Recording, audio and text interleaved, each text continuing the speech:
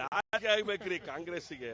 ಇದು ಒಂದು ಜನ್ಮನ ನಿಮ್ದು, ಇದು ಕಾಂಗ್ರೆಸ್ಸಿನ ಒಂದು ಜನ್ಮನ. ಇದು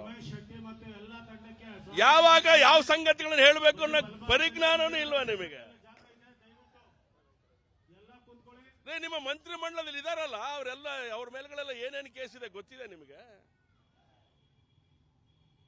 ಮಾಡಬಾರ್ದು ಅನಾಚಾರ ಮಾಡಿದಂತ ನಿಮ್ಮ ಮಂತ್ರಿ ಮಂಡಲದಲ್ಲಿದ್ದಾರೆ.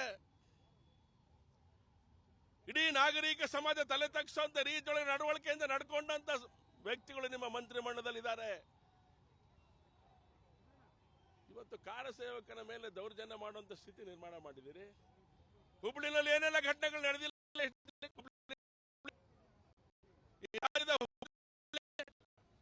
ಇಡೀ ಪೊಲೀಸ್ ಸ್ಟೇಷನ್ಗೆ ಬೆಂಕಿ ಹಚ್ಚಿದ್ರು. PFI ನ ನೇತೃತ್ವದಲ್ಲಿ, SDPI ನ ನೇತೃತ್ವದೊಳಗಡೆ ಅವರನ್ನೇನ್ ಮಾಡಿದ್ರಿ? ಅವರೆಲ್ಲರನ್ನು ಬಿಡುಗಡೆ ಮಾಡಿದ್ರಿ. ಕೇಸ್ಗಳನ್ನು ವಾಪಸ್ ತಗೊಳ್ಳುವಂತ ಕೆಲಸವನ್ನು ಮಾಡಿದ್ರಿ. ಅವ್ರು ಮಾಡಿದ್ದು ಘನಂದಾರಿ ಕೆಲಸನ?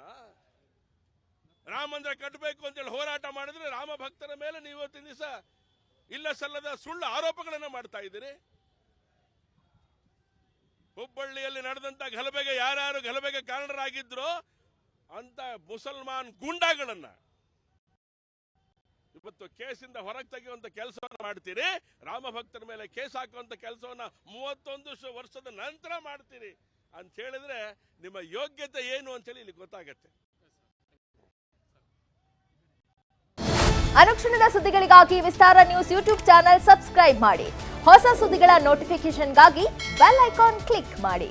ಲೇಟೆಸ್ಟ್ ಅಪ್ಡೇಟ್ಸ್ಗಾಗಿ www.vistaranews.com ವೆಬ್ಸೈಟ್ಗೆ ವಿಸಿಟ್ ಮಾಡಿ.